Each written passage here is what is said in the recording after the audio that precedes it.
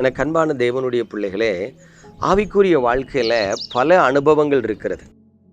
ஜெபத்திலையும் பல ஸ்தானங்கள் காணப்படுகிறது. எப்படி ஜெபிக்கணும், எதுக்காக ஜெபிக்கணும், யாருக்காக ஜெபிக்கணும், எப்பொழுது ஜெபிக்கணும், இப்படி பல ஸ்தானங்கள், பல நிலைகள் காணப்படுகிறது. அதில் ஒரு காரியத்தை இன்றைக்கு ஆவியானவர் நம்மோடு கூட கற்றுத்தருகிறார். பிலிப்பியருக்கு எழுதின நிருபம் 1ஆம் அதிகாரம் 4வது வசனத்தை பாருங்கள். நான் பண்ணுகிற ஒவ்வொரு விண்ணப்பத்திலும் உங்கள் அனைவருக்காகவும் எப்பொழுதும் சந்தோஷத்தோடு விண்ணப்பம் பண்ணி. அல்லேலூயா. பரிசுத்த பவுல் சொல்லுகிற நல்ல ஸ்டேட்மெண்ட்டை பாருங்கள். நான் உங்கள் எல்லாருக்காகவும் ஜெபம் பண்ணுறேன், எப்பொழுதும் ஜெபிக்கிறேன், சந்தோஷத்தோடு உங்களுக்காக ஜெபிக்கிறேன்னு சொல்கிறார். இன்னைக்கு ஆவிக்குரிய வாழ்க்கையில் தேவனுடைய பிள்ளைகளே, நீங்கள் உங்களுக்கு தெரிந்த நபர்களுக்காக, உங்களுக்கு தெரிந்த குடும்பங்களுக்காக, உங்களோடு இணைந்து ஊழியம் செய்கிறவர்களுக்காக ஜெபிக்கிறவங்களா இருக்கிறீங்களா? சந்தோஷத்தோடு ஜெபிக்கிறவங்களா இருக்கீங்களா? எப்பொழுதும் ஜெபிக்கிறவங்களா இருக்கிறீங்களா? கவனித்து பாருங்கள்.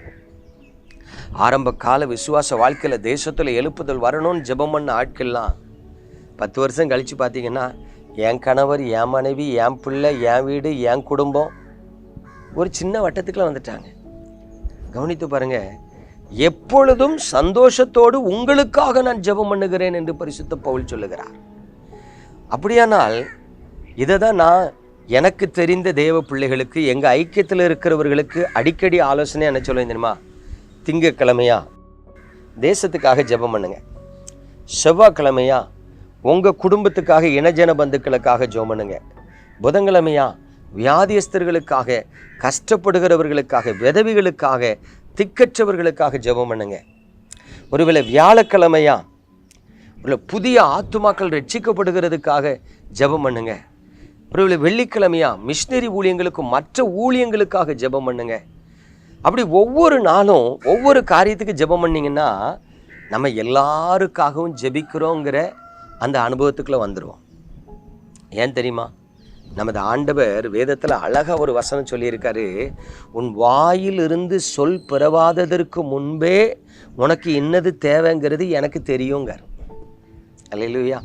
அப்போது டெய்லி நம்ம, எனக்கு வீடு கட்டி தாரோம், என் கடன் பிரச்சனையை மாற்றி, என் பிள்ளையை படிக்க வையும், என் பிள்ளைக்கு வேலையை தாரோம், என் பிள்ளைக்கு கல்யாணம் கட்டி தாரோம், என் பிள்ளைக்கு குழந்தை பாக்கியத்தை தாரோம், டெய்லி நமக்காகவே இந்த அரைச்ச மாதிரி ஜெபம் பண்ணிட்டு இருந்தோம்னா ஆண்டவர் வருத்தப்படுவாங்களா? வருத்தப்பட மாட்டாங்களா?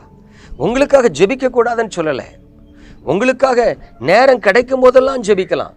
காலையில் ஜெபிக்கும் போது ஜெபிக்கலாம், மத்தியானம் ஜெபிக்கலாம், ராத்திரி ஜெபிக்கலாம், மாலை நேரத்தில் ஜெபிக்கலாம்.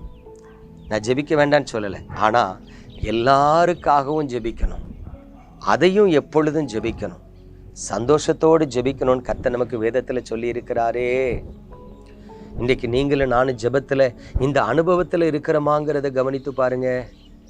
அந்த அனுபவத்தில் இல்லைன்னா அந்த அனுபவத்துக்குள்ள கடந்து வாங்க.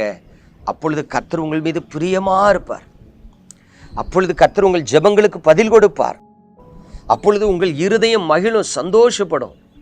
நீங்களும் உங்கள் பிள்ளைகளும் ஆசீர்வாதமாக இருப்பீங்க. ஆகவே இதுவரைக்கும் மற்றவர்களுக்காக நான் ஜெபிக்கலையான்னு சொல்கிறவங்க இனிமேலாவது ஜெபிப்பீர்கள் என்று நான் விசுவாசிக்கிறேன். ஜெபமனோமா. எங்கள் அன்பின் பரலோக தகப்பனே, உங்கள் கிருபையுள்ள கரத்தில் எங்களை தாழ்த்துகிறோம் அப்பா. உடைய முகத்தை எங்கள் மீது பிரகாசிக்க பண்ணு சுவாமி. இதோ அந்த நாளிலே நீ தந்த நல்ல ஆலோசனை எனக்கு மட்டுமல்ல, இந்த செய்தியை கேட்கிற ஒவ்வொரு பிள்ளைகளுக்கும் ஆசீர்வாதமாக இருக்கும்படி அவர்கள் உள்ளத்தில் இந்த பாரத்தை, தரிசனத்தை வைப்பீராக. நம்முடைய பிள்ளைகள் எப்பொழுதும் எல்லாருக்காகவும் ஜெபம் பண்ணி, அதுவும் சந்தோஷமாக ஜெபம் பண்ணுகிற பாக்கியத்தை கொடுத்து நடத்துங்க. இயேசு கிறிஸ்துவின் அன்பின் நாமத்தில் பிதாவே, ஆமென்.